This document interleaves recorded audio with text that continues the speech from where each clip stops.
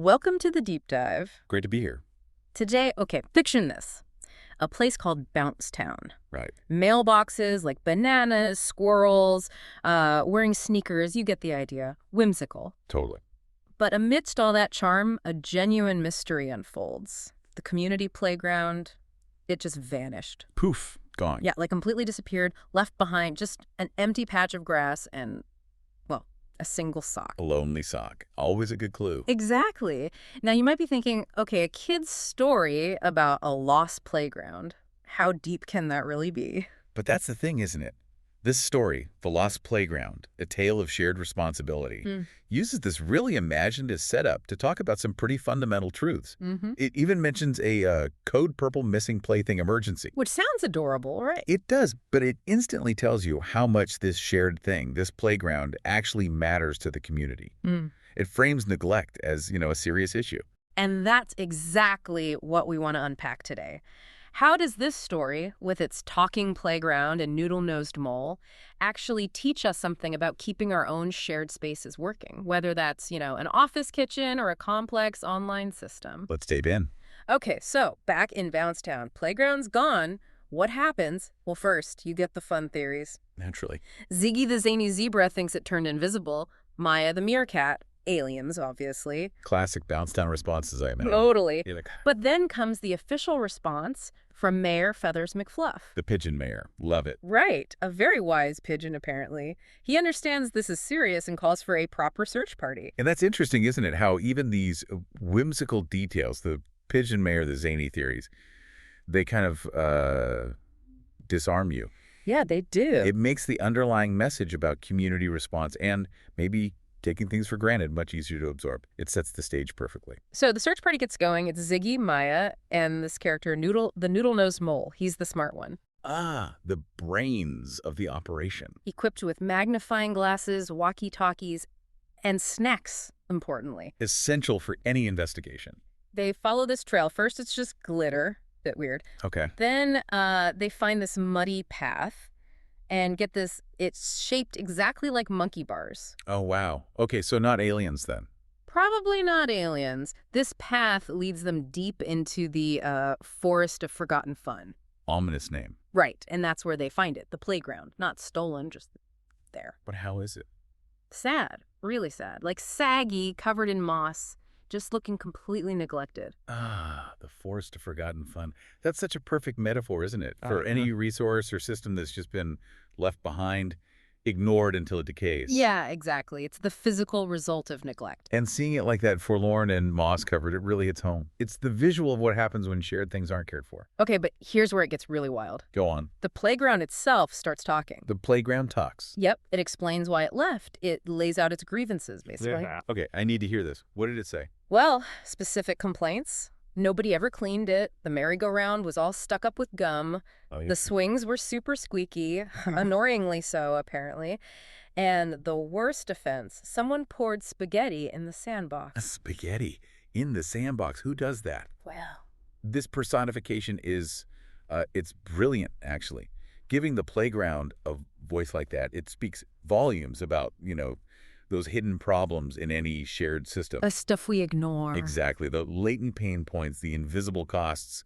We often don't see the impact of neglect until the system itself, like the playground, basically walks away or breaks down completely. It really makes you think, doesn't it? Are we listening to the feedback our own shared spaces or tools are giving us? Or just waiting for the spaghetti incident? Right. Are we ignoring the squeaky swings until the whole thing collapses? And speaking of spaghetti, Ziggy confesses. Ziggy the Zebra. The very same. He admits he poured the spaghetti in the sandbox, his excuse. He thought it would make a good pasta pool. A pasta pool. Oh, Ziggy. Bless his heart. But it does raise a point, doesn't it? Accountability, even for the weird stuff. Absolutely. And it highlights how small acts of, let's call it misuse or maybe just thoughtlessness can add up. Like one piece of gum seems like nothing. But multiply that across everyone using the merry-go-round, suddenly it doesn't work. It's that death by 1,000 cuts idea. Ziggy's pasta pool is just a funny symbol for all those little things that degrade a shared resource over time. So the truth is out. Spaghetti-gate is solved. What happens then? This is where Noodle steps up. Ah, noodle-nosed mole. Smart one. Exactly. He makes this promise, not just an oops, sorry, but a real commitment. We'll take better care of you. We'll be better playground pals. Which feels significant, more than just words. It really is. Connecting it to, the real world. That moment is about acknowledging the harm done by neglect and pledging to do better. It's about restorative action. And proactive care, right. Not just fixing it now, but keeping it good. Precisely. It's that shift from always putting out fires to preventing them in the first place. Understanding that regular upkeep, whether it's a playground or, say, managing technical debt in software, saves bigger trouble down the road. It's about shared ownership. And they follow through. The very next day, Bouncetown throws a welcome back playground party. Nice. Yeah. Celebrating the commitment. Totally. Bubble wands, a big banner saying, "Thank you for existing." And, critically, the official Sandbox spaghetti ban, written in crayon, of course. Naturally. Shows real community buy-in. And they don't stop there. They form the playground patrol team. Oh, getting organized. Yeah, their job is to sweep, wipe things down, unstick the gum, basically treat the playground, and I quote, like they were playground royalty. That's fantastic. It shows it's not just a party, right? It's about putting sustained effort and actual processes in place. The patrol team is like the embodiment of ongoing maintenance. True. That's how you make change stick. It needs both the celebration and the system. Although there's a funny little detail. The seesaw, apparently it's still suspiciously squeaky. Huh. Perfect. Touch of realism. It's like legacy code or old habits.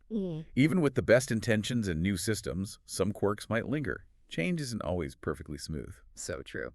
Okay, we've journeyed through Bouncetown, met the talking playground, solved the spaghetti mystery. Let's step back. What are the core lessons here? What are the big insights from this charming story for us? Well, despite the whimsy, the story explicitly lays out some really solid principles. 4 main ones, I think. Okay, let's hear them. First, taking care of shared stuff. Playgrounds, office kitchens, open source projects, whatever. It's really a group effort. It's not just one person's job or like the mayor's job.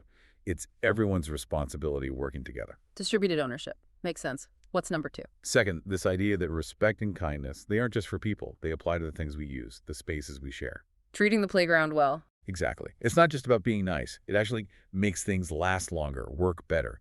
It's basic resource management, really. Neglect costs us, literally and figuratively. Interesting way to frame it. Okay, third lesson. Third, the simple act of cleaning up, being mindful, fixing small problems before they get big, like the squeaky swing or the gum. It makes the shared resource better for everyone and makes it last. Preventative maintenance, essentially. Precisely. It's always cheaper and easier to, wipe up a small spill than to replace the whole carpet or fix a small bug before it crashes the system. Okay, that's 3. What's the final big takeaway? The fourth one is about the process itself. Teamwork, solving problems together, owning up when you mess up, like Ziggy in his pasta pool. These aren't just kids' skills. No, they're crucial for any team. Absolutely. They build trust, encourage people to take responsibility, and help the whole group adapt when things go wrong. They're fundamental for collaboration. So when we boil it all down, this deep dive into a talking playground actually shows that responsibility, stewardship.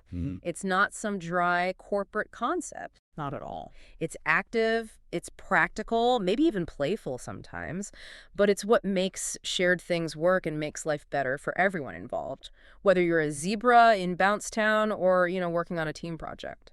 Exactly right. And these principles, they scale up. Caring for shared spaces applies everywhere. Think about your office break room. Oh, yeah. Or a local park, or even an online community forum, or the shared knowledge base within a company. Neglect always has consequences. Proactive care is always the better strategy. Which leads us perfectly to our final thought for you, the listener. Okay. Think about the playgrounds in your own life. Right. Maybe it is the office kitchen. Maybe it's a shared drive, a neighborhood garden, a Slack channel you're part of. What space do you share? Right. Is there one that might be feeling a bit neglected? A bit mossy, maybe? Metaphorically speaking, of course. Unless it's the garden. Right.